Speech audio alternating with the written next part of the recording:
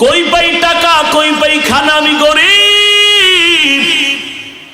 আল্লাহর বান্দা পাগলের মতো হয়ে গেল। দেখি কোনো বন্ধু বান্ধবের কাছে একটু ধার টাকা নিয়ে ইফতারির আয়োজন করা যায়নি।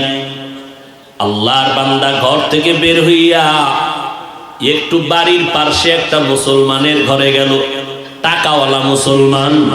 গিয়া বলে, ভাইজান আমি গরিব মানুষ, আজকে রোজা রাখছি, কিছু ইফতারির আয়োজন করব, কিছু টাকা আমাকে ধার দেন। মুসলমান ধমক দিয়া বলে, তোমাকে আমি টাকা ধার দিব না। অহংকারী হইয়া গরিবের তুচ্ছ তাচ্ছিল্য করে এখান থেকে তাড়ায় দিল। আল্লাহর বান্দা চোখের পানি মুছতে মুছতে বের হয়ে গেল। রাস্তা দিয়ে হাঁটে, ও মালিক তুমি ছাড়া আমার কেউ নাই। ইফতারির সময় আমার বাচ্চাদের মুখে কেমনে আমি হাসি ফুটাবো? এই সন্তানেরা, ওই মা বাবার ঋণ জীবনটা দিয়েও দিলে আদায় করতে পারবা না, যেই পরিমাণ কষ্ট মা বাবা করেছে। আল্লাহর বান্দা চোখের পানি মুছতেছে আর রাস্তা দিয়ে হাঁটতেছে, কোথায় যাবে নিরুপায়। আমার মালিকের কুদরত, হঠাৎ করে দেখে বিপরীত দিক থেকে একটা লোক আসতেছে। লোকটা আসলে মুসলমান না, বিধর্মী। যখনই মুসলমানের সামনে মুখোমুখি হয়ে গেল, মুসলমান এড়াইয়া যাওয়ার চেষ্টা করলো। বিধর্মী লোকটা দাঁড়ায় বলে, ভাইজান দাঁড়াও, কোথায় তুমি যাইতেছো?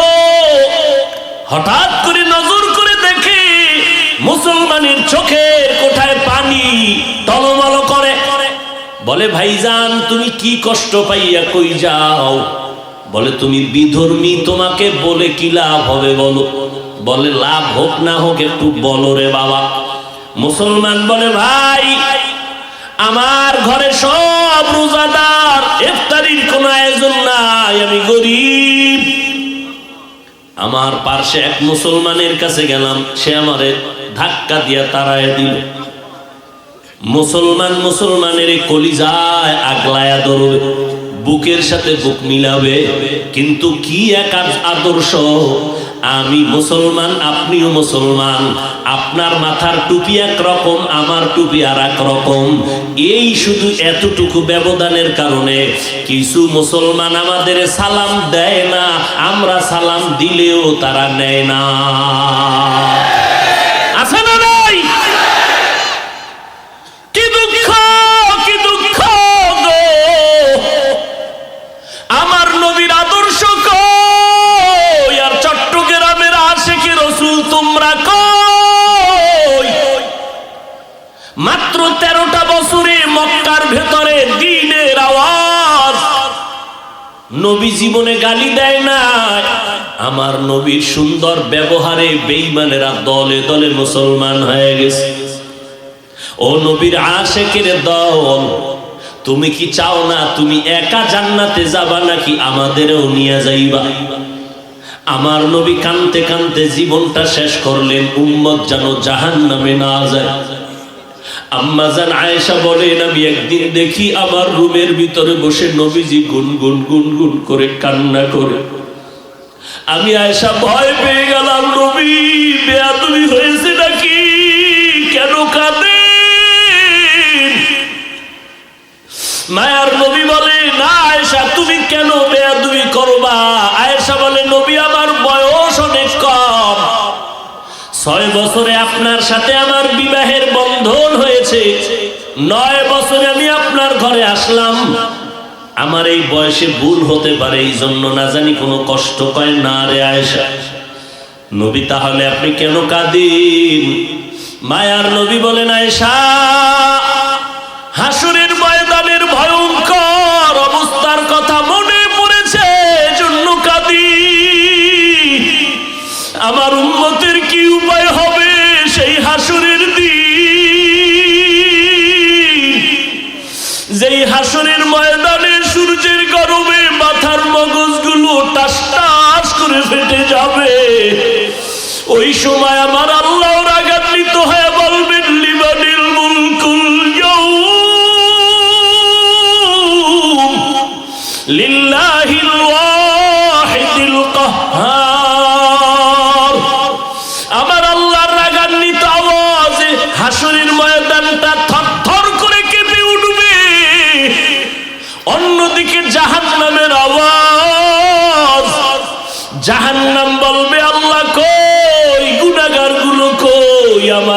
ছেড়ে দাও। ও আয়েশা, ওই সময় মানুষগুলো দাঁড়াবে সব উলঙ্গ, সূর্যের গরমে মাথার মগজগুলো ভাতের মারের মতো ফুটতে শুরু হয়ে যাবে, পায়খানার রাস্তা দিয়ে পেটের নাড়িভুড়িগুলো পড়তে থাকবে, কান্নার কোনো শেষ হবে না।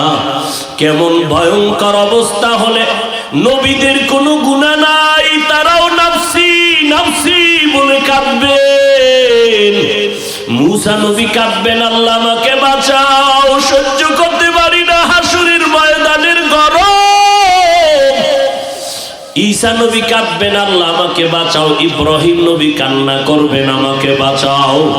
আম্মা জান আয়েশা বলেন, নবী তখন আপনি কি করবেন? আপনি তো দু জাহানের সরদার। মায়ার নবী কাঁদেন আর বলেন, আয়েশা ওই মুসিবতের সময় আমি মাকামে মাহমুদে সিজদায় পড়ে কাঁদবো আর বলবো, আল্লাহ আমার উম্মতের বাঁচাও, আমার একটা উম্মত যেন জাহান্নামে না যায়, আমি মদিনার নবী জান্নাতে যাব না, উম্মতের বাঁচাও বাঁচাও। এবার শুনে নাও, সম্মান বুঝি না, ইবাদত বুঝি না, যে কোনো ভাবেই হোক আল্লাহ ছাড়া কপাল দিয়ে অন্যকে সিজদা দেওয়া মুহাম্মদী শরীয়তে হারাম।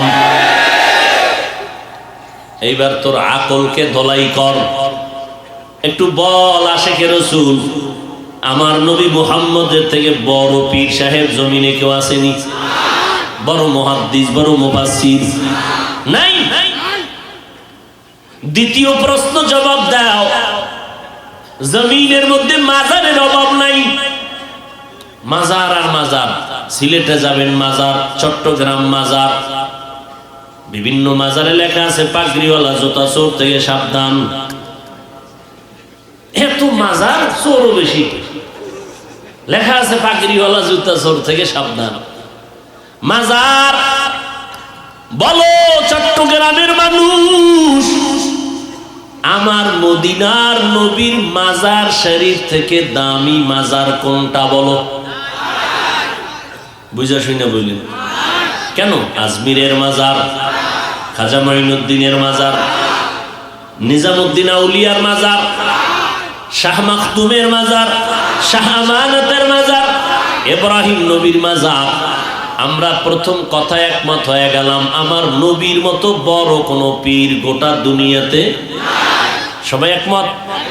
দুই নাম্বার কথায় আমরা একমত হয়ে গেলাম, জমিনের মধ্যে আমার নবীজির মাজার মোবারক থেকে দামি কোনো মাজার নাই। বলেন এই জমিনে দরবার শরীফ আছে না নাই? মদিনার দরবার থেকে দামি দরবার কোনটা? নাই। বুঝে শুনে বলছেন তো? আমার নবীর মদিনার দরবার থেকে দামি কোনো দরবার জমিনে নাই। এই তিনটা কথা একমত হইয়া এবার বলো, আমার নবীর মাজার, আমার নবীর দরবারের মধ্যে কি পরিমাণ সেজদা চলে? মাজারে সেজদা দিলে যদি আল্লাহ খুশি হয়, তাহলে শ্রেষ্ঠ মাজার আমার নবীর মাজার, সেখানে প্রথম সেজদাটা দাও, তারপরে অন্যকে দাও। মাজারে মোমবাতি জ্বালাইলে যদি আল্লাহ খুশি হয়, বড় একটা মোমবাতি জ্বালাইয়া বানাইয়া বিমান ভাড়া করে মদিনার রওজায় গিয়া আগে মোমটা জ্বালাও। মাজার দরবারে গরু কাটবা, উট কাটবা, দুম্বা কাটবা, যদি বরকত মনে করো, তাহলে মদিনার দরবারে আগে দুম্বা কেটে খাওয়াও। জাতি বলো, মদিনার নবীর দরবারে আর মাজারে সেজদা চলেনি, মোমবাতি জ্বলেনি। দুনিয়ার মাজারে আর আল্লাহর নবীর মাজারে আর দরবার শরীফে যা কিছু চলে না, সেজদা চলে না, মাজারে মোমবাতি জ্বলে না। নবীর মাজারে, নবীর দরবারে যা চলবে না, দুনিয়ার অন্য কোন দরবারে আর মাজারেও তা চলতে দেওয়া হবে না। এটা কি নবীর বিরুদ্ধে বললাম? আল্লাহ হেদায়েত দান করুন। বড় আফসোস, মানুষ নফসের গোলামি হয়ে গেছে, দাবি করে আশিকে রাসূল। ভাইরা আমার, রাহমাতুল লিল আলামিন। কেমন রহমতের নবী আমার। আল্লাহ পাক রব্বুল আলামিন বলেন, ও দুনিয়ার মানুষ, রবের সাথে যদি মোলাকাত করতে চাও তো নেক আমলের মাধ্যমে তুমি অগ্রসর হও, তবে সাবধান, শিরিকের গুনায় লিপ্ত হবা না। আর আল্লাহর দরবারে আমলটা আমলের মতো করবা, যে আমলটা আল্লাহর কাছে গ্রহণযোগ্য হয়। আল্লাহর দরবারে আমলটা গ্রহণ হওয়ার জন্য একটা লাগবে প্রতিরোধক, আর একটা থাকতে হবে প্রতিষেধক। 100% প্রতিষেধক লাগবে, না হয় আমল কবুল হবে না। 100% প্রতিষেধকের নাম হলো ইখলাস, আর প্রতিরোধকের নাম হলো শিরিক। আল্লাহর কাছে আমলটা কবুল হওয়ার জন্য বান্দা ইখলাস থাকতে হবে, শিরিকের গন্ধ থাকা যাবে না। অল্প আমলও যদি করো নাজাতের জন্য যথেষ্ট হবে, যদি খালিসান লিওয়াজহিল্লাহি তাআলা, আমার আমল আমার কাজ যদি একমাত্র আল্লাহর জন্যই হয়। সব আমল কার জন্য? আল্লাহর জন্য, মানে আল্লাহর সন্তুষ্টির জন্য। আমার আমল দ্বারা কে খুশি হবেন? আল্লাহ। আর আল্লাহ বান্দার আমলের দ্বারা তখনই খুশি হবেন যে আমলটা রসুলের তরিকায় হয়। কার তরিকায়? পৃথিবীর আর কারো তরিকা মানা যাবে না, একমাত্র মদিনার নবীর তরিকায় বান্দা আমল করো। মদিনাওয়ালা নবীর তরিকা এত সুন্দর, জমিনের মধ্যে যত আদর্শ আর তরিকা সবগুলো নাপাক, একমাত্র মদিনাওয়ালা নবীর তরিকাই হলো আদর্শ, হলো পাক। দুনিয়ার মানুষের আদর্শ নাপাক কেন? কয় মানুষটাই নাপাক, জিহ্বা নাপাক, অন্তর নাপাক, দিমাগ নাপাক। মদিনার নবীর আদর্শ কেন পাক? কারণ আমার নবী পাক। কেমন পাক আমার নবী? 63 বছর হায়াতে আমার নবী জিন্দেগিতে ভুলেও একটা মিথ্যা কথা বলেন নাই। এমন একজন নেতার নাম কও যে জীবনে মিথ্যা কথা বলে নাই। জীবন নি, ঘুমের থেকে ওইটা নেতারে ফোন দিলাম, টাকা লাগবে 20,000, কই আছেন? মোবাইল কানে লাগায় ঘরে বয়ে, আমি জমিনের উপরেই নাই। জাগাত মিশা কথা বলে দিল, দিনের বেলা মোবাইলটা কানে লাগায়া। এই মোবাইলের দ্বারা কি পরিমাণ মিথ্যা কথা চর্চা হয় তার কোনো সীমানা নাই। এর এলাকার মুসলমান ওর যুবক, কেমন একজন নবী পাইলি চিনলি না রে যুবক? আম্মা জান আয়েশা রাদিয়াল্লাহু আনহা বলেন, নবীজির ঘাম থেকে মিশকের ঘ্রাণ বোতলের মধ্যে ভরে রাখতাম, আর আমরা বড় বড় অনুষ্ঠানে ওই নবীর ঘাম মোবারক আতর হিসাবে ব্যবহার করতাম। কেমন মায়ার নবী আমার, যেই নবীর জন্য আসমান জমিন গ্রহ নক্ষত্র সব পাগল পাড়া হয়ে গেল। আমার নবীর চেহারা মোবারকের দিকে কেউ যদি নজর দেয়, দীর্ঘ কয়েকদিনের উপবাসের ব্যক্তির পেটের ক্ষুধা নিবারণ হয়ে যায়। কেমন একজন নবী আমার, যেই নবীর জন্য গর্তের পিপিলিকা পর্যন্ত আল্লাহর কাছে আরজি করে নবীর রওজা দেখবে, বাইতুল্লাহ দেখবে। কেমন একজন নবী পেছনে যুবক, কপাল বড় খারাপ, সেই নবীকে চিনতে পারো নাই। আজকে আমি তোমার পায়ে হাত রেখে রেখে, না ঘুম আছে না খানা আছে, দিন নাই রাত নাই, 12টা মাস দৌড়াইয়া দৌড়াইয়া তোমাদের পায়ে ধরে ধরে এই কথা বলি না যে 5 কল্লি মাথায় দাও। 5 কল্লি মাথায় না দিলে গুনাহ হবে, এই কথা তো জীবনেও বলি নাই। কওমি মাদ্রাসায় না পড়লে গুনাহ হবে বলি নাই। লম্বা জামা না পড়লে তুমি জাহান্নামে যাইবা বলি নাই। দেওবন্দীদের কাছে না গেলে গুনাহ হবে একবারও বলি নাই রে বাবা। তাবলিগে না গেলে, নানুপুর চরমনাই কোনো পীরের কাছে না গেলে তুমি জাহান্নামে যাইবা তাও বলি নাই। সারাটা দেশ ঘুরে ঘুরে বিনয়ের সাথে বয়ান করি, মনে হয় যেন তোমার টাকার কেনা গোলাম। এতটা মাথা নত কইরা বয়ান করি, একটা উঁচু কণ্ঠে আওয়াজ দেই না, বেদুলি হবে, মনে কষ্ট যাবে। এরপরেও দুই একটা কথায় কষ্ট লাগে কিনা বারবার ক্ষমা চাই, মুনাজাত আল্লাহর কাছে ক্ষমা চাই।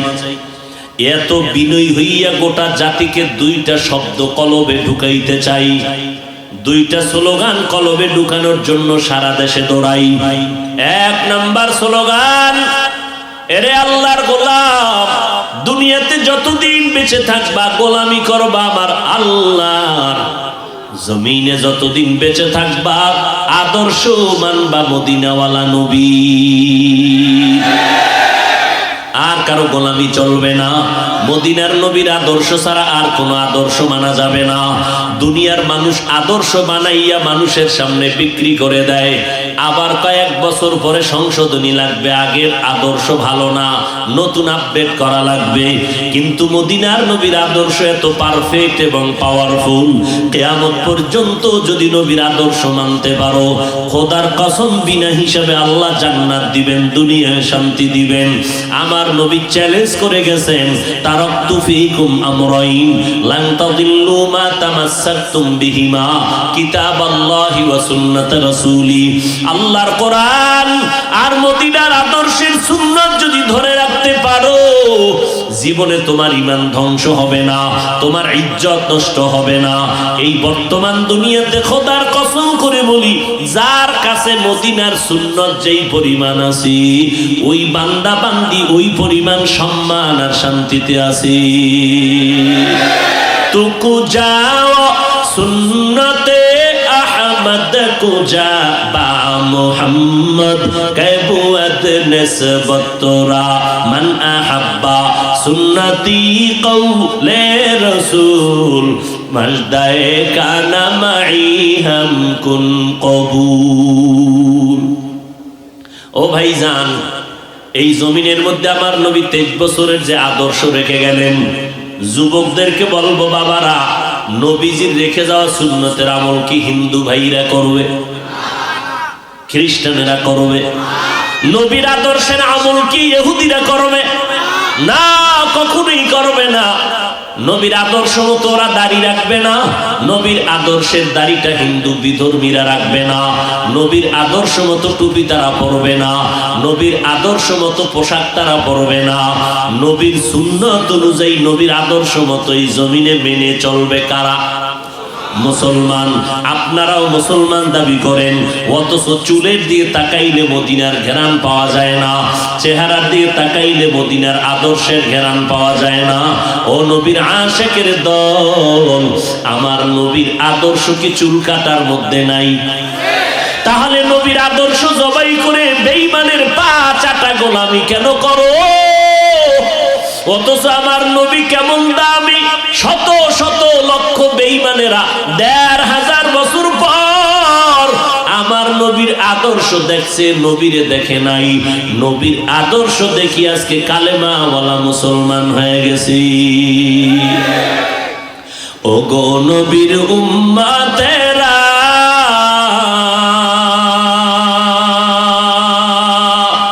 হয়ে আজি দিশাহারা,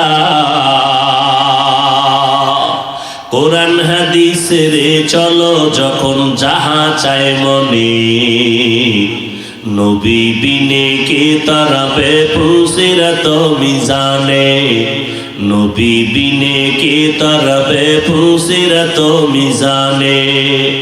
উম্মতের কান্ডারি নবী কাঁদছেন উম্মতের লাগি, এখনো কাঁদেন নবীজি শুয়ে মদিনার পানে, নবী বিনে কে তারাবে পুসিরাত মিজানে, নবী বিনে কে তারাবে পুসিরাত মিজানে। এরে নবীর আশিক উম্মতের দল, আমার নবীর আদর্শ মানলে তোমার শান্তি, কোনো অশান্তি নাই। আমরা যারা নবীর তরিকা মতো দাঁড়িয়ে রাখলাম, টুপি পরি, পর্দা করি, হালাল খাই, আলহামদুলিল্লাহ আমাদের সম্মান তো মোটেও কমে নাই। এরপরও আমার যুবক ভাইজানদেরকে একটু প্রশ্ন করি, আপনারা যারা নবীর তরিকা বাদ দিয়া চলতেছেন, বলেন আমাদের থেকে আপনারা কি পরিমাণ শান্তি আর সম্মানে আছেন? আমি তো চ্যালেঞ্জ দিয়া বলবো, আমরা যারা নবীর তরিকা মতো চলি, আমাদের মতো সম্মানে শান্তিতে জমিনে আর কেউ নাই। সমস্ত বিধর্মীরা ভেতরে ভেতরে চায় কোরআনের আওয়াজ বন্ধ হয়ে যাক, মাদ্রাসা বন্ধ হয়ে যাক, নবীর আদর্শ বন্ধ হয়ে যাক। এরপরে এত দুশ্মনীর মাঝেও তো আলহামদুলিল্লাহ আমরা তো না খাইয়া মরি নাই। এত বড় মহামারী করোনা গেল, কত চাকরিজীবীর চাকরি নাই, ব্যবসায়ীর ব্যবসা বন্ধ, আলহামদুলিল্লাহ কোরআনের কোনো মাদ্রাসা এখনো বন্ধ হয় নাই।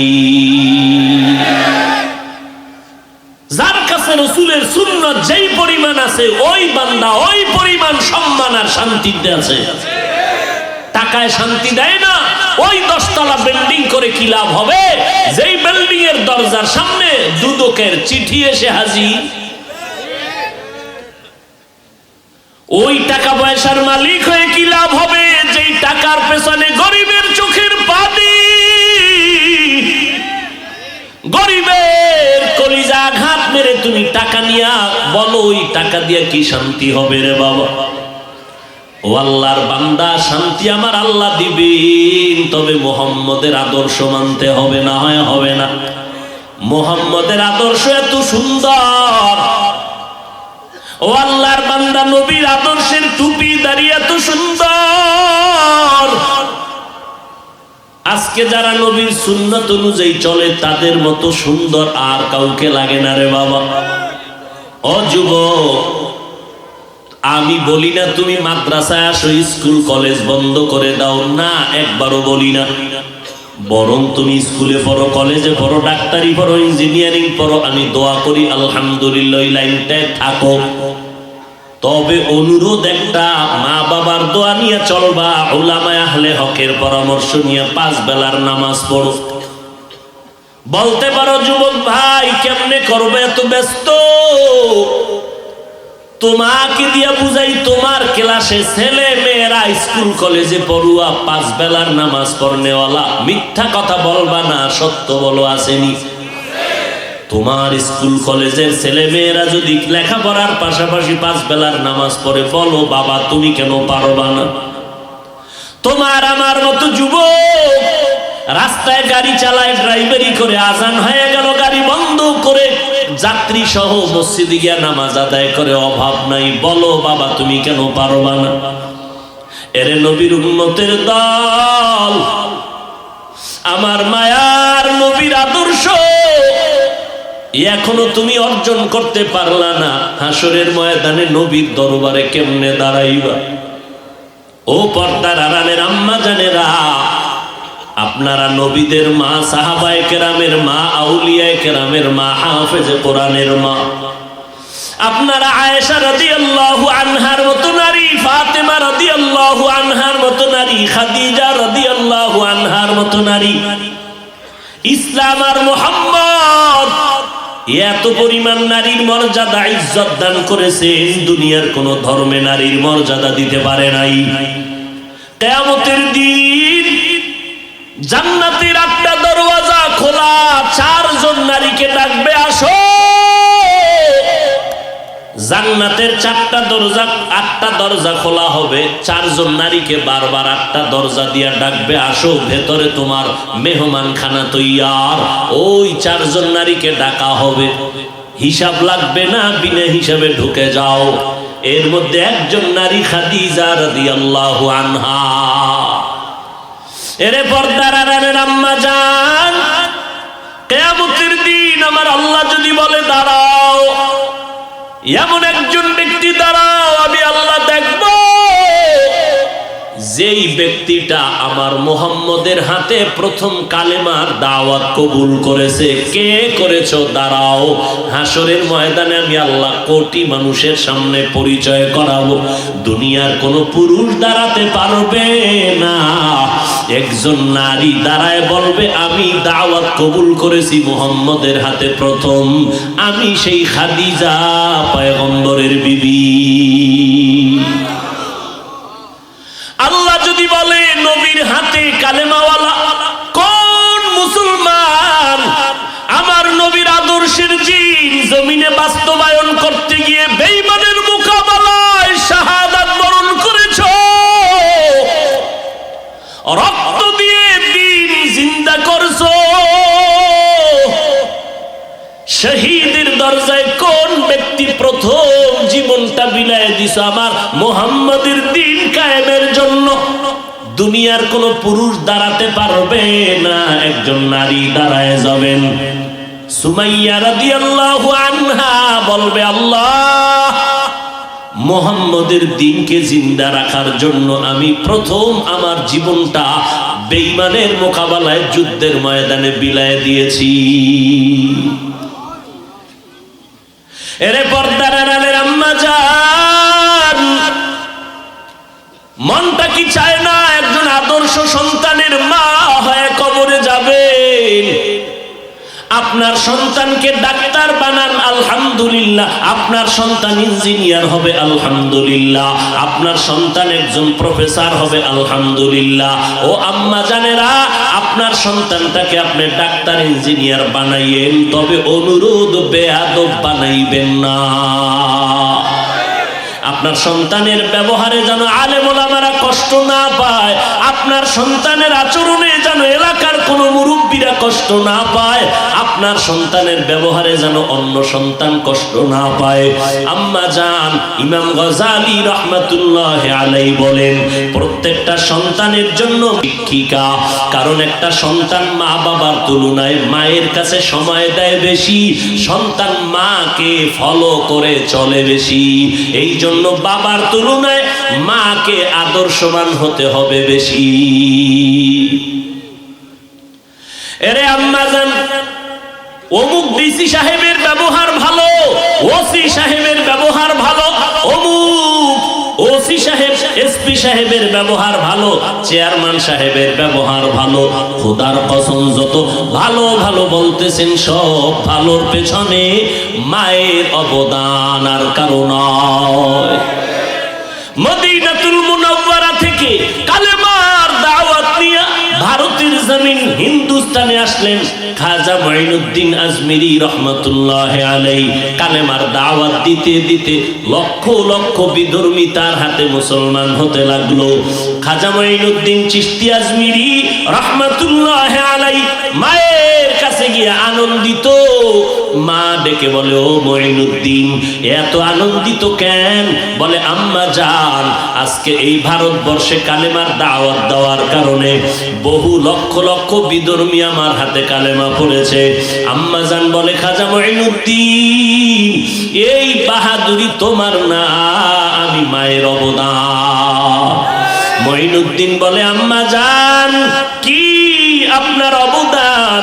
খাজা মঈনুদ্দিনের মা ডেকে বলে সন্তান তুই আমার গর্বে যেদিন আসরে বাবা, আমি মা রাতের বেলা ঘুমাই নাই, সিজদায় পড়ে মালিকের কাছে দোয়া করেছি আল্লাহ আমার সন্তানকে তুমি কুতুবুল আলম বানায় দিও। দুনিয়াতে আসার পরে আমি মা তোকে যতদিন দুগ্ধ পান করাইছি একটা ফোঁটা দুধ বিনা অজুতে তোর মুখে দেই নাই। এরে আম্মা জান ওই মায়ের দোয়া ওই মায়ের আদর্শ নিয়া ও যুবক সামনে আগাও। মায়ের দোয়া ছাড়াই চেয়ারে বসতে পারি নাই রে যুবক। ওই মা বাবার চোখের পানি আর দোয়ার কারণে আল্লাহ এত সম্মান দান করেছেন। ওই মা বাবার দোয়ার কারণে তুমি মাওলানা, তুমি মুফতি, তুমি মুহাদ্দিস, তুমি শাইখুল হাদিস, তুমি একজন ইঞ্জিনিয়ার, বড় ডাক্তার, বড় সম্মানের চেয়ার পেয়েছো। পরীক্ষায় ভালো নাম্বার পেয়েছো, পেছনে তোমার মায়ের কান্নাওয়ালা দোয়া। ওই মায়ের দোয়া ছাড়া সামনে রাস্তা অগ্রসর হওয়া যাবে না। অতএব স্কুল কলেজে যারাই পড়রে যুবক এখন থেকেই তৈরি হইয়া যাও রে বাবা। নবীর তরিকার উপরে চলবা, মা বাবার দোয়া নিয়ে সামনে আগাবা। আমার মায়ার নবীর আদর্শ এত সুন্দর, জমিনের মধ্যে নবীর আদর্শের মতো সুন্দর আদর্শ নাই। লক্ষ লক্ষ বিধর্মীরা নবীর আদর্শের পাগল। আল্লাহর এক বান্দা রোজা রাখছে, ঘরের মহিলা রোজাদার, বাচ্চাগুলো পর্যন্ত রোজা রাখলো, কিন্তু গরিব মানুষ ইফতারি করবে এইরকম কোনো আঞ্জাম নাই, আয়োজন নাই, টাকাও নাই। হঠাৎ করে বিকাল বেলা ইফতারির আগ মুহূর্ত টাইম, আল্লাহর বান্দা পেরেশান হয়ে গেল। আমি আর আমার স্ত্রী একটু পানি দিয়েও তো ইফতারি করতে পারবো, কিন্তু আমার সন্তানগুলোর মুখে কিছু খানা না দিলে তো লজ্জায় আমরা মরে যাব। কই পাই টাকা, কই পাই খানা, আমি গরিব। আল্লাহর বান্দা পাগলের মতো হয়ে গেল। দেখি কোন বন্ধু বান্ধবের কাছে একটু ধার টাকা নিয়ে ইফতারির আয়োজন করা যায়নি। আল্লাহর বান্দা ঘর থেকে বের হইয়া একটু বাড়ির পাশে একটা মুসলমানের ঘরে গেল, টাকাওয়ালা মুসলমান। গিয়া বলে, ভাইজান আমি গরিব মানুষ, আজকে রোজা রাখছি, কিছু ইফতারির আয়োজন করব, কিছু টাকা আমাকে ধার দেন। মুসলমান ধমক দিয়ে বলে, তোমাকে আমি টাকা ধার দিব না। অহংকারী হইয়া গরিবের তুচ্ছ তাচ্ছিল্য করে এখান থেকে তাড়ায় দিল। আল্লাহর বান্দা চোখের পানি মুছতে মুছতে বের হয়ে গেল। রাস্তা দিয়ে হাঁটে, ও মালিক তুমি ছাড়া আমার কেউ নাই। ইফতারির সময় আমার বাচ্চাদের মুখে কেমনে আমি হাসি ফুটাবো? এই সন্তানেরা, ওই মা বাবার ঋণ জীবনটা দিয়েও দিলে আদায় করতে পারবা না, যেই পরিমাণ কষ্ট মা বাবা করেছে। আল্লাহর বান্দা চোখের পানি মুছতেছে আর রাস্তা দিয়ে হাঁটতেছে, কোথায় যাবে নিরুপায়। আমার মালিকের কুদরত, হঠাৎ করে দেখে বিপরীত দিক থেকে একটা লোক আসতেছে। লোকটা আসলে মুসলমান না, বিধর্মী। যখনই মুসলমানের সামনে মুখোমুখি হয়ে গেল, মুসলমান এড়াইয়া যাওয়ার চেষ্টা করলো। বিধর্মী লোকটা দাঁড়ায় বলে, ভাইজান দাঁড়াও, কোথায় তুমি যাইতেছো? হঠাৎ করে নজর করে দেখে মুসলমানের চোখে কোঠায় পানি টলমল করে। বলে, ভাইজান তুমি কি কষ্ট পাইয়া কই যাও? বলে, তুমি বিধর্মী, তোমাকে বলে কি লাভ হবে বলো? বলে, লাভ হোক না হোক একটু বলো রে বাবা।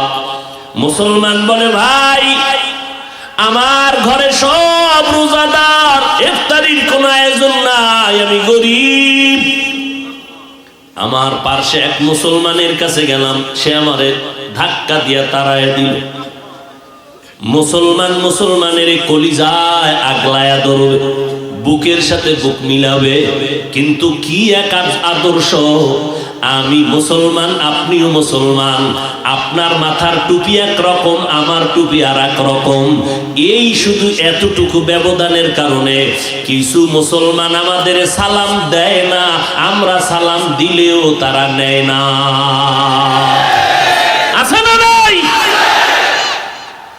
কি দুঃখ, কি দুঃখ গো! আমার নবীর আদর্শ কই, আর চট্টগ্রামের আশিকি রাসূল তোমরা কই? মাত্র 13টা বছরে মক্কার ভেতরে দ্বীনের আওয়াজ।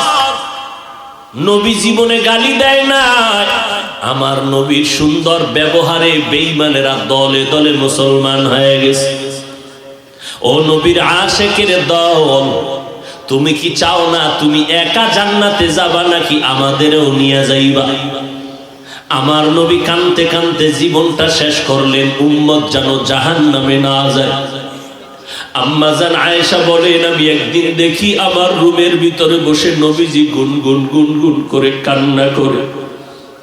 আমি আয়েশা ভয় পেয়ে গেলাম, নবী বেয়াদবি হয়েছে নাকি, কেন কাঁদে?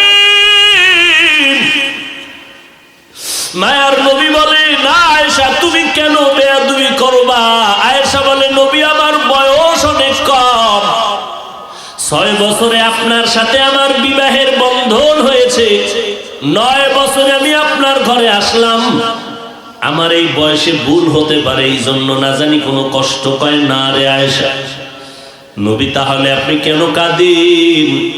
মায়ার নবী বলেন, আয়েশা হাসরের ময়দানের ভয়ঙ্কর অবস্থার কথা মনে পড়েছে, এজন্য কাঁদি।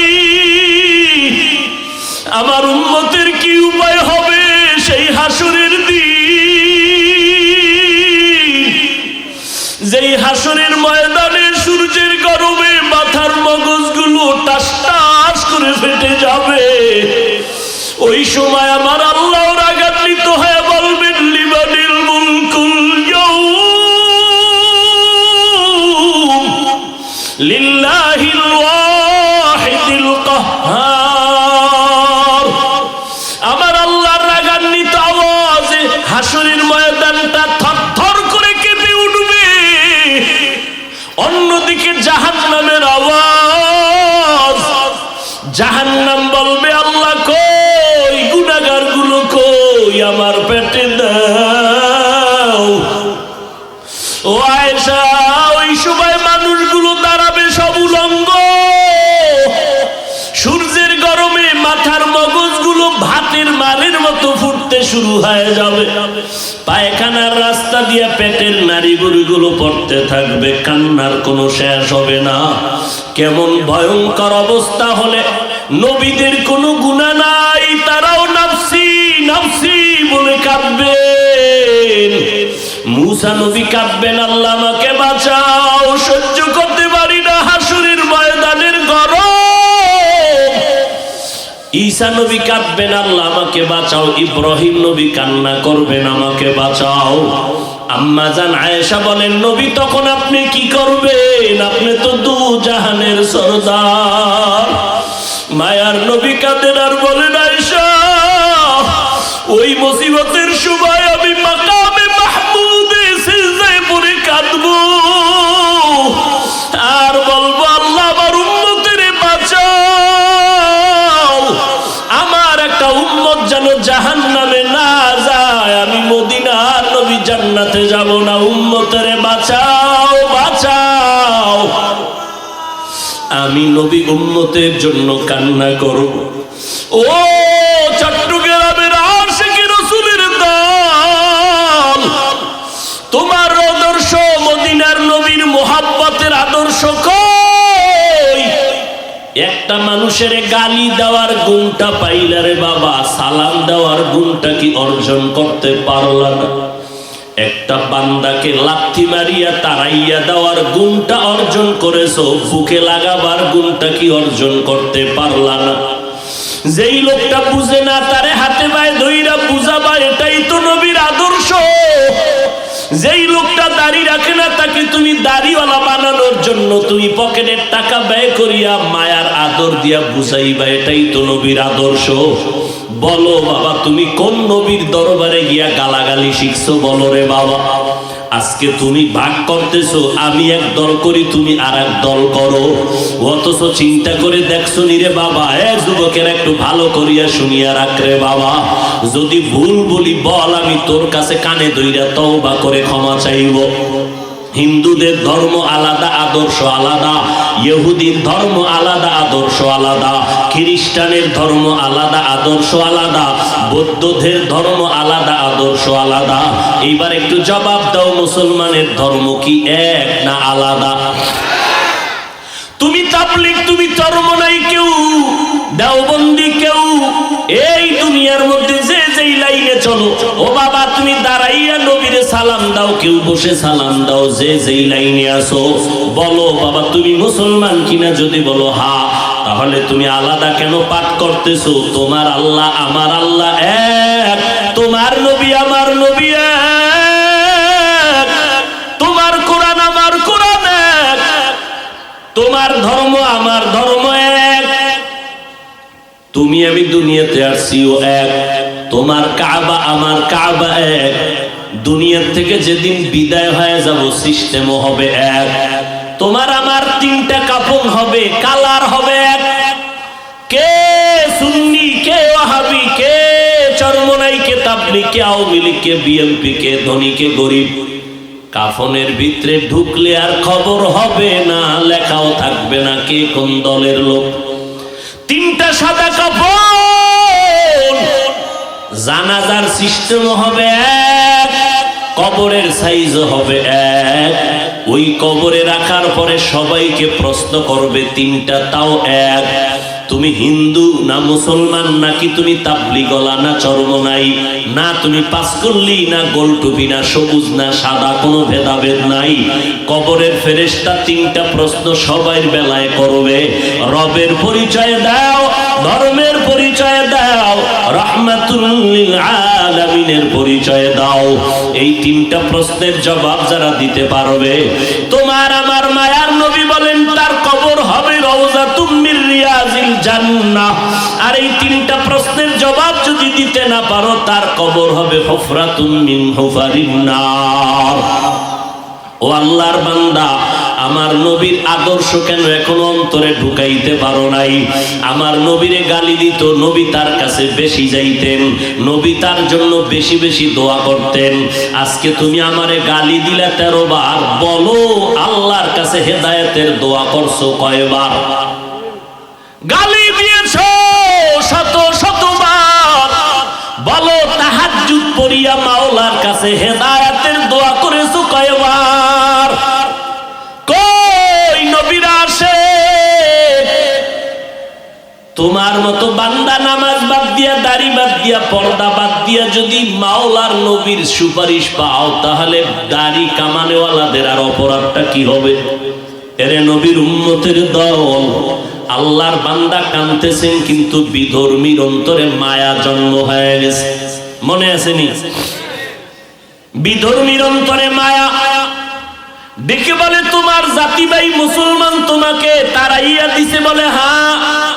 কয় তুমি যদি মনে কিছু না দাও, আমি তোমারে কিছু টাকা দেই ধার, পারলে দিও, না পারলে দাবি নাই, যাও তুমি ইফতারির আয়োজন করো। আল্লাহর বান্দা গরিব, চোখের পানি মুছতে মুছতে যায়, দ্রুত গতিতে হালকা পাতলা ইফতারির আয়োজন করলো। বিধর্মী টাকা দিল, এই টাকা নিয়া ইফতারি সামনে নিয়ে দোয়া কবুলের সময় সন্তানগুলো নিয়ে, স্ত্রীকে নিয়ে আল্লাহর বান্দা গরিব মানুষ হাত উঁচু করে আল্লাহর কাছে কান্না করে, আল্লাহ বিধর্মী লোকটা আমাকে ইফতারির আয়োজনের টাকা দিল ধার, আমি দিতে পারবো কিনা জানি না, এখন ওই লোকটার জন্য একটু দোয়া করতে মনে চায়। ও আল্লাহ, বিধর্মী লোকটার জন্য কি দোয়া করব জানি না, মাওলা আমি মূর্খ মানুষ, দোয়া করি তুমি কুদরতের হাতে তার সিনায় ইমানের নূরের বাতি জ্বালায়া দাও। আল্লাহর বান্দা এই দোয়া করিয়া ইফতারি করলো, এরপরে রাতের বেলা আরামে ঘুমায় গেল। মাওলার কুদরত শুরু হয়ে গেল, বান্দার চোখের পানি বৃথা যাইতে পারে না। ওই মুসলমান অহংকারী ধনী আর এক মুসলমানের লাত্তি মারিয়া তাড়াইয়া দিয়া ঘুমাইছে। রাতের বেলা স্বপ্ন দেখে কিয়ামতের ময়দান কায়েম হয়ে গেছে। কিয়ামতের মাঠে মানুষগুলো সূর্যের গরম, ওদিকে জাহান্নামের আওয়াজ, মানুষগুলো ছুটাছুটি করে, কই যাবে, গরম সহ্য করতে পারে না। যেই মুসলমান অহংকারীটা নজর করে দেখে হাসরের মাঠের এক পাশে একটা সুন্দর বিল্ডিং দেখা যায়, সূর্যের গরম থেকে আত্মরক্ষার জন্য দৌড়াইয়া বিল্ডিং এর কিনারায় হাজির, গিয়া কয় দারোয়ান তালা লাগাইছো কেন, দরজাটা খোল, আমি একটু ভেতরে ঢুকে আরাম করবো, আমি সহ্য করতে পারি না গরম। দারোয়ান কয় এই বিল্ডিং তোমার না, দেখছনি নাম লেখা আছে? কয় জানি না, বুঝি না, কার নাম? কয় আল্লাহর পথে গরিবের যারা সাহায্য করবে তাদের জন্য এই বিল্ডিং। আল্লাহর বান্দার ঘুম ভেঙে গেছে, ঘুমের মধ্যে চোখে দেখে পানি, পাগল হয়ে গেছে। কি অপরাধ করেছি, আমার মুসলমান ভাইকে কাঁদাইছি। এইবার সকাল বেলায় হলে দৌড় দিব, সকাল হতে না হতে একটা দৌড় দিয়া মুসলমানের বাড়ির দরজায় গিয়া কয় ভাই আমারে মাফ কইরা দে, তোর ইফতারি হইছিল নি? কয় হইছে। কে টাকা দিছে? কয় তোমার জানিয়া লাভ নাই। কয় দিছে কে একটু বল। কয় ওই এলাকার এক বিধর্মী আমারে দিছে। এইবার কয় আমারে মাফ কর। আমি কি মাফ করবো, আমার তো ইফতারি হয়ে গেছে। ওইবার লোকটা মুসলমান অহংকারী দৌড়াইয়া গেছে বিধর্মীর ঘরে। বিধর্মীর ঘরে গিয়ে কয় ভাই আমারে বুঝি সর্বনাশ করেছ? বিধর্মীকে সর্বনাশ আমি করি নাই, হলে তুমি নিজেই সর্বনাশ হয়েছ। কি ব্যাপার? কয় তুমি কয় টাকা দিছো গরিবের? কয় জানার দরকার কি? আমি ফিরাইয়া দিতে চাই। কয় না, আমি তো দাবি রাখিয়া টাকা দেই নাই, তুমি ফিরাইয়া দিবা কেন? গতকালকে লোকটারে কাদাইয়া ফিরাইয়া দিছো, এখন এত মায়া কেন? বিল্ডিং দেখা পাগল হয়ে গেছে। মুসলমান আশ্চর্য হয়ে গেল, বিল্ডিং দেখেছি ঘুমের ঘরে আমি, আর তুমি বিধর্মী কেমনে বুঝছো আমি বিল্ডিং দেখেছি? বিধর্মী কয় মুসলমান আমাকে আর বিধর্মী বলে ধাক্কা দিস না রে মুসলমান, আমি এখন আর বিধর্মী নাই। বলে তো কি হয়েছ?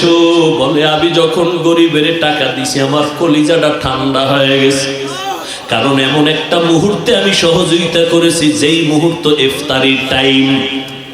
রাতের বেলা যখন আমি ঘুমাইছি, ঘুমের ঘরে দেখি মদিনাওয়ালা নবী হাজির। মদিনার নবী এসে আমার হাত ধরে কয় কালেমা পড়। আমারে মায়ার মদিনার নবী এসে কালেমা পড়ায় দিয়েছে। আমি সজাগ হইয়া দেখি আমার জবানে কালেমা চলতেছে, আর আমাকে দেখাইছে তোর জন্য জান্নাতে বিল্ডিং। ও মদিনার নবীর আশিকের দল, একটু বালিশে মাথা লাগাইয়া চিন্তা করিও, মুসলমান হইয়া মুসলমানের বুকে লাগাইতে পারলা না, এত হিংসা কেন? নবীর আদর্শ কোথায় গেল? তুমি উম্মত কোথায় গেলা? ও নবীর আশিকের দল, এখন পর্যন্ত আশিক দাবি করতেছো, আমার মনে হয় তুমি এখন পর্যন্ত নবীকেই চিনতে পারো নাই। এই জন্য অনুরোধ করে বলবো উলামায়ে কেরামদের কাছে যাও, বাহাদুরি করিও না। ওই আলেমের কাছে যাইও যেই আলেমদের বয়ানে দিলটা নরম হয়, যেই আলেমের বয়ানে আমল বাড়ে, যেই আলেমের বয়ানে চোখে পানি আসে, যেই আলেমের কাছে গেলে মানুষ আমলওয়ালা হয়, তাদের কাছে বসো, তাদের বয়ান শুনিও। 2 ঘন্টা বয়ান শোনার দ্বারা যদি তোমার দিনের মধ্যে একটু পরিবর্তনের ছোঁয়া লাগতে পারে, তাহলে তুমি যদি দীর্ঘ বছর আলেমদের কাছে উঠা বসা করো, তোমার অন্তর কেন পরিবর্তন হবে না? অনুরোধ বিনয় অনুরোধ করে বলবো রে বাবা, আল্লাহর মোহাব্বত অন্তরে তৈরি করো, তওবা করো। পেছনে যত অন্যায় করেছো, কারে জানি কষ্ট দিয়েছো, কার চোখের পানি জানি ফালাইছো, এখনো সময় আছে, তওবা করে নাও। ওই অন্ধকার কবর বড় একার ঘর, ওই কবরে আমি বক্তা, আমি বাংলা না, কোনো প্রশ্ন করা হবে না। ওই সাদা কাপড় যখন পরাইবে, আমার গায়ের জামাটা পর্যন্ত বেলেট দিয়া কেটে কেটে আমার আপনজনেরা রেখে দিবে। ওই কবরে যদি জবাব দিতে পারি আমার রব আল্লাহ, আমার ধর্ম ইসলাম, আমার নবী মুহাম্মদ, তো জান্নাত পাবো। কিন্তু যেই গুনাহগার হইয়া রওনা দিতেছি কবরের জগতে, গুনার কারণে আমার হাত না পাক, চোখ না পাক, জিহ্বা না পাক, অন্তর না পাক, আমার ভেতরে অহংকারের গুনাহ, হাসাদের গুনাহ, হিংসার গুনাহ, গীবতের গুনাহ, আমি এই অবস্থায় তওবা না করিয়া যদি কবরে যাই, আমাকে যখন প্রশ্ন করবে রবের পরিচয় দাও, আমি বলবো হা হা লা আদরি, আমি কিছুই জানি না। আমাকে যখন প্রশ্ন করবে ধর্মের পরিচয় দাও, আমি বলবো হা হা লা আদরি, আমি কিছুই জানি না।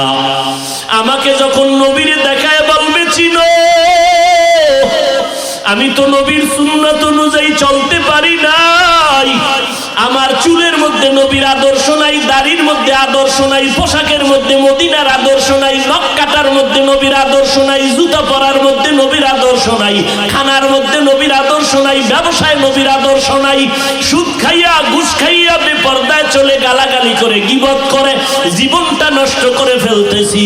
এই অবস্থায় কবরে গেলে নবীরে দেখিয়ে তো বলবো হা হা লাদ্রি, আমি কিছুই জানি না। আল্লাহর নবী বলেন সাথে সাথে আমার আল্লাহ অর্ডার দিবে, গাইবি আওয়াজ দিয়া বলবে ফেরেশতারা এই নাফরমানের জিজ্ঞাসার করার দরকার নাই, ওকে ধর। এই নাফরমানের দুনিয়াতে আমি আল্লাহ কম সুযোগ দেই নাই। আমার দেওয়া পানি, আমার দেওয়া বাতাস, আমার দেওয়া সূর্যের আলো, চাঁদের আলো, আমার দেওয়া গাছের ফল, জমিনের ফসল, নদীর মাছ খাই একবারও আলহামদুলিল্লাহ বলে নাই। আলেম ওলামারা পায়ে ধরে ধরে নামাজের কথা বলতে এক ওয়াক্ত নামাজ পড়ে নাই, বরং বিরোধিতা করেছে। এখন আর দেরি না করিয়া এই নাফরমানের কবরে জাহান্নামের বিছানাটা দাও, জাহান্নামের সাথে রাস্তা বানায় দাও। আল্লাহর নবী বলেন আল্লাহ রাগান্বিত হইয়া শেষবারে বলবে ও কবরের মাটি, এই গুনাহগারের দুই পার্শ্ব থেকে জোরে জোরে চাপ দাও। ও আল্লাহর বান্দার একটা মশার কামড় সইতে পারি না, দুনিয়ার গরম সইতে পারি না, কবরের মাটির চাপ কেমনে সহ্য করবারে বাবা। ও যুবকেরা, পায়ে হাত রেখে বলি স্কুলে পড়ো, কলেজে পড়ো, চাকরি করো, বাধা নাই, নামাজটা ছাড়িও না, মা বাবার সাথে বেয়াদবি করবা না, ওলামায়ে কেরামের বিরোধিতা করে গুনাহগার হবা না, একে অপরের আপন বানাইয়া দোয়া নিয়ে চলো, মুসলমান মুসলমান ভাই ভাই হইয়া চলো, হিংসা অন্তর থেকে দূর করে দাও। পেছনে যদি অপরাধ করিয়েই থাকো আজকে থেকে তওবা করো, আর নামাজ ছাড়বা না। আমার মাওলাকে মন দিয়া মনে মনে তওবা করো আর ডাকো হে মালিক। এই ময়দানে মনে হয় আমার মতো গুনাহগার কেউ নাই, আমারে কত সম্মানের চেয়ার দিয়া বসাইছে, যদি জানতো আমি কত বড় গুনাহগার আমাকে কেউ চেয়ারে বসাইতো না। আমার মা, আমার বাবা, আমার স্ত্রী যদি জানতো আমি কত বড় অপরাধী, আমারে আর আপন বলে মোহাব্বত করতো না। আল্লাহ কয় আমি তোর গুনার খবর জানিয়াও তোর সম্মানের চেয়ার থেকে আমি ফালাইয়া দেই নাই, আমি জানার পরেও গুনার কারণে রাগ করিয়া পানি মাছ বন্ধ করি নাই, খানা বন্ধ করি নাই। ও আল্লাহর কাছে ক্ষমা চাও আর বলো হে দয়ার মালিক, এই ময়দানে তোমার কত আশিকেরা হাজির, আয় আল্লাহ মেহেরবানি করে জীবনে তওবার নিয়ত করলাম, আর গুনাহ করব না, বেপরদায় চলবো না।